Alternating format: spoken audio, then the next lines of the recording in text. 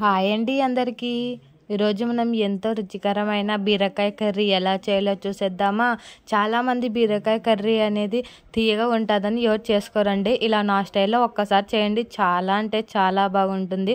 ముందుగా పొట్టు అంతా జీవురుకొని చిన్న చిన్న ముక్కలుగా చేసుకొని పక్కన పెట్టుకుందాం. ఒక బాండీలో ఆయిల్ వేసుకొని అది కొంచెం హీట్ అయ్యాక ఎర్రగడ్డలు కరివేపాకు వేసి అది కొంచెం ఎర్రగా అయ్యాక ఈ ముక్కలను వేసి ఉప్పు కారం పసుపు వేసి మూత పెట్టేసి 5 మినిట్స్ మగ్గినాక అందులోనే వాటర్ వేసుకోవాలండి. ముక్కలు మునిగేంత వరకు వాటర్ వేసుకొని అందులోనే చిన్నగా తరుక్కున్న టమాటా పండ్లు వేసుకొని కలపకుండా అలానే మూత మూసుకోవాలండి. అది కొంచెం బాగా ఉడికేటప్పుడు అందులోనే కొబ్బరి పొడి, ధనియాల పొడి, గరం మసాలా వేసుకోండి. అది ఆప్షనల్ అండి, మీకు ఇష్టమైతే వేసుకోండి, లేకుంటే లేదు.